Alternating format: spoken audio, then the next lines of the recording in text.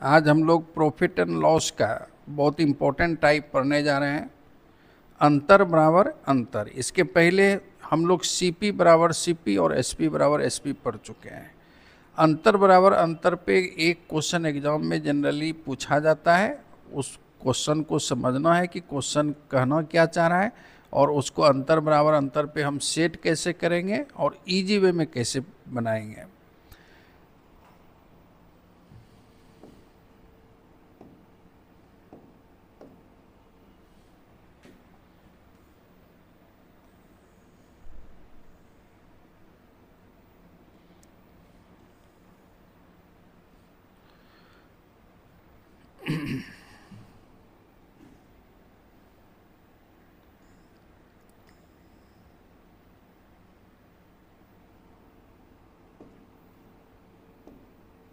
देखिए, इसमें अक्सर क्या होता है कि आप किसी वस्तु को बेचे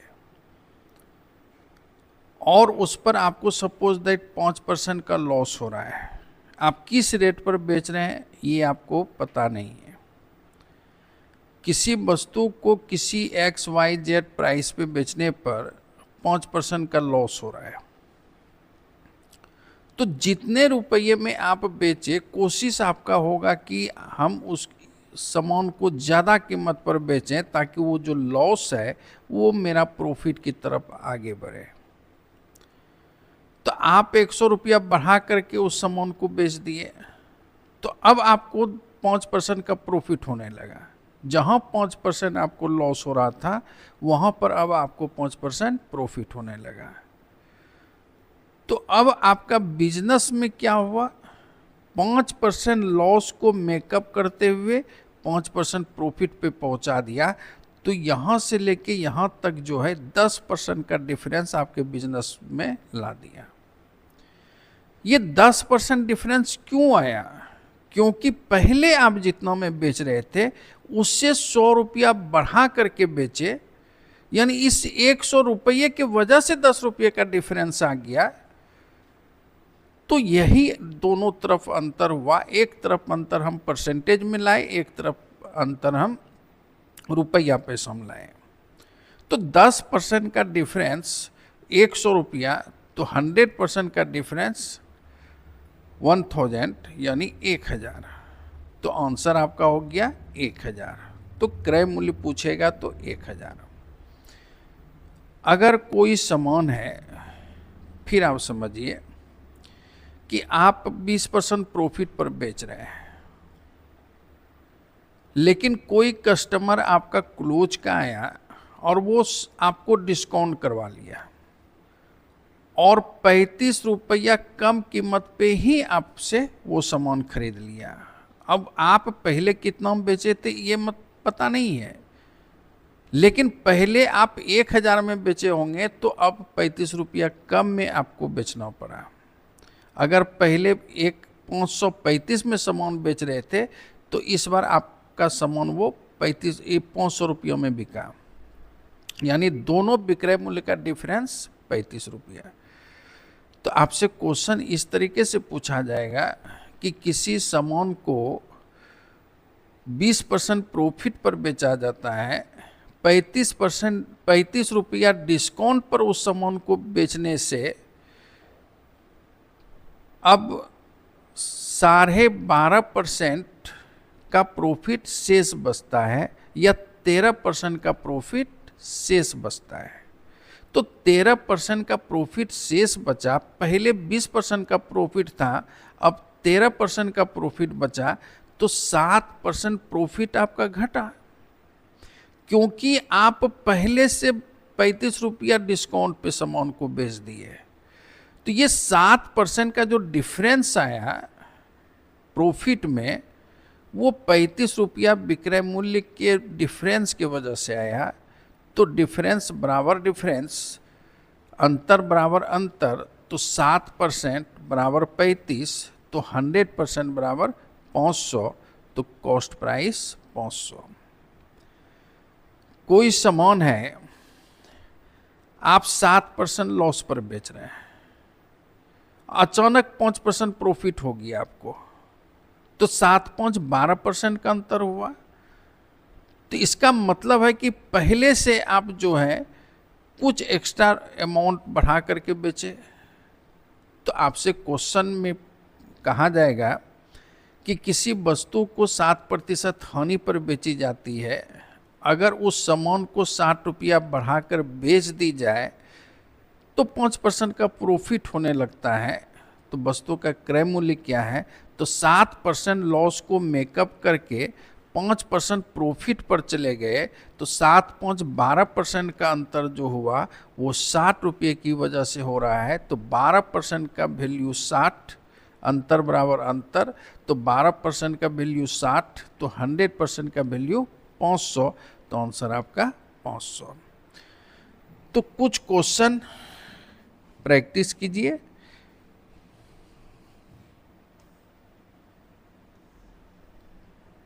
देखिए,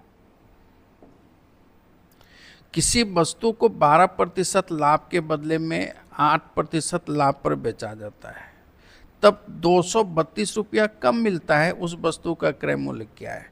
पहले आप किसी कीमत पर सामान बेच रहे थे, आपको 12% का प्रॉफिट हो रहा था, लेकिन पहले से 232 रुपया कम कीमत पर बेचे, तो अब आपको 8% का ही प्रॉफिट रहा है।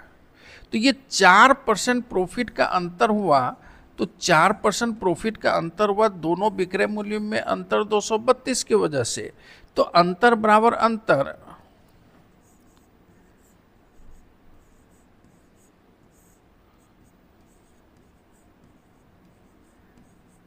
तो ये 4% का अंतर 232 कटा दीजिए, 1% का वैल्यू निकालिए, 20 8 चौक 32, 1% का वैल्यू 58, तो 100% का वैल्यू 5800। तो आंसर आपका D number option. Next question,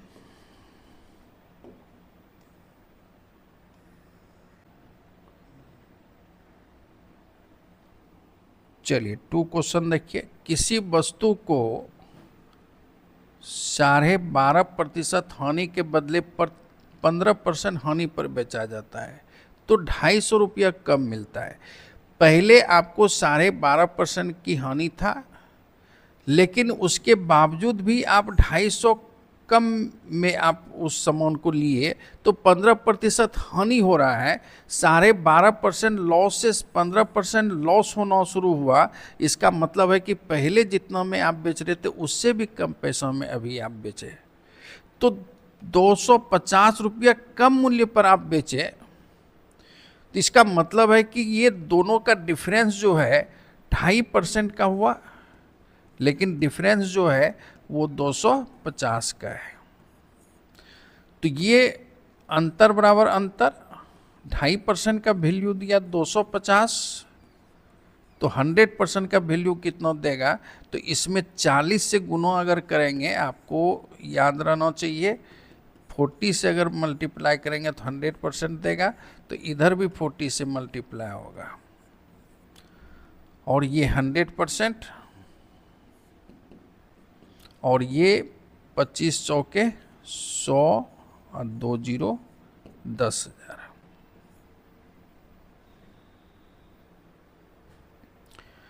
next question,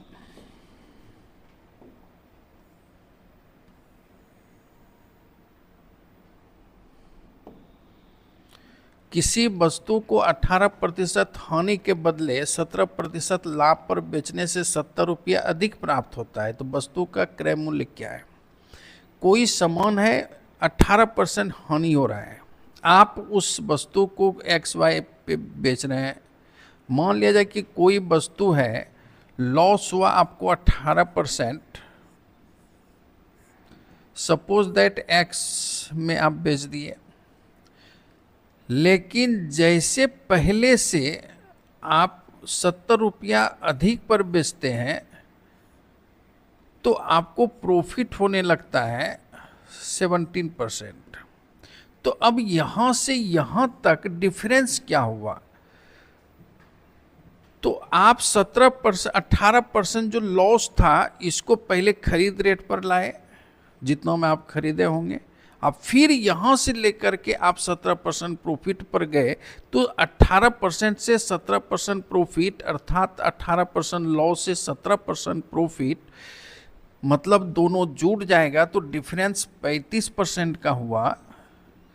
लेकिन दोनों विक्रय मूल्य में डिफरेंस जो है वो 70 रुपये का है। पहले जितना में आप बेच रहे थे उससे 70 रुपया अधिक प्राप्त किए हैं। तो एक तरफ अंतर है रुपये में 70 और दूसरे तरफ है 35। तो आप यही चीज सीख रहे हैं कि अंतर बराबर अंतर, अंतर बराबर अंतर। तो 35% का अंतर 70 की वजह से, तो 1% का अंतर 2 रुपया, तो 100% का अंतर 200 रुपया, और आपका आंसर 200 रुपीज। ये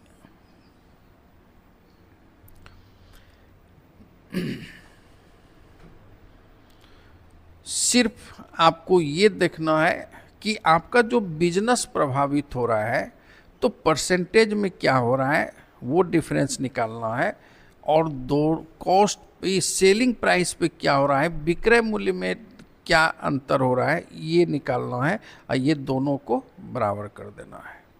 नेक्स्ट क्वेश्चन,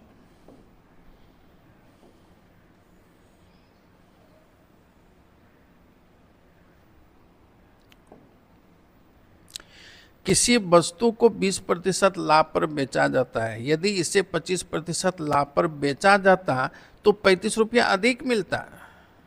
देखिए, पहले से ही आप 20% प्रॉफिट कमा रहे हैं, लेकिन उसके बाद भी कहा जा रहा है कि जितना में बेचे 20% प्रॉफिट हो रहा था, लेकिन उसके बाद 35 रुपया और अधिक पे बेचते तो 25% प्रॉफिट होता। तो प्रॉफिट तो 5% बढ़ रहा है, तो 5% जो बढ़ा वो 35 की वजह से, तो 5% का वैल्यू 35, तो 5 का वैल्यू 35, तो 1 का वैल्यू 7, तो 100% का वैल्यू 700, तो आंसर आपका 700। यहां पर अंतर आपका कैसे 5% हुआ, बस यही समझना है। ऑलरेडी आप 20% प्रॉफिट में थे, लेकिन अब हमको 25% प्रॉफिट हुआ, तो 5% ही प्रॉफिट बढ़ा, तो मेरा बिजनेस जो प्रभावित हुआ वो 5%। तो 5%, लेकिन पहले जितना रुपया मिल रहा था उससे 35 रुपया अधिक इस बार प्राप्त हुआ है। तो इधर दोनों विक्रय मूल्य में अंतर 35 रुपया, लेकिन परसेंटेज में अंतर 5%। तो अंतर बराबर अंतर, तो 5% बराबर 35, तो 100% बराबर कितना क्रय मूल्य हो जाएगा। नेक्स्ट क्वेश्चन,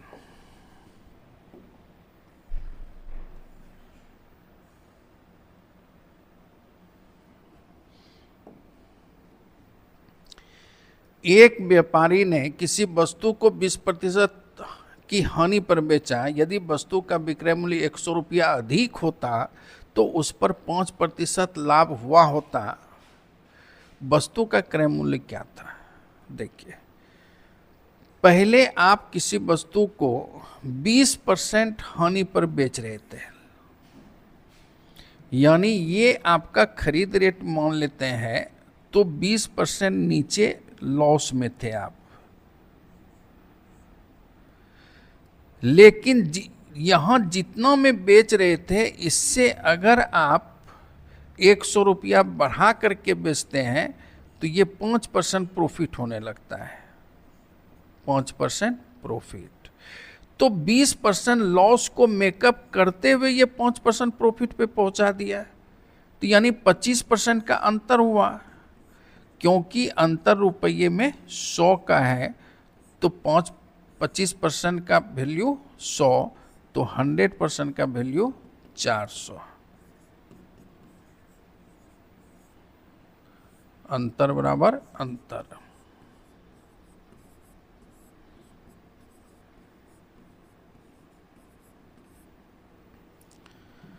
बहुत इजी प्रोसेस है।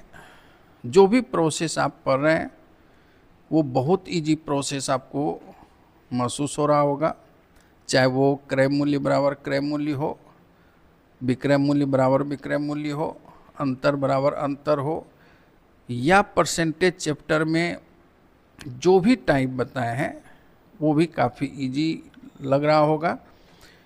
आप बताएंगे कि इस टाइप का क्वेश्चन कैसा आपको महसूस हो रहा है। पहले जो बना रहे थे आप, जो भी तरीका था आपका बनाने का, और अभी जो तरीका आपको बताएं, दोनों में क्या अंतर है, क्योंकि अंतर बराबर अंतर हम लोग पढ़ रहे हैं, तो दोनों में क्या अंतर आप महसूस कर रहे हैं ये आप लोग कमेंट बॉक्स में बताने का कोशिश करेंगे। आज का क्लास इतना ही, धन्यवाद।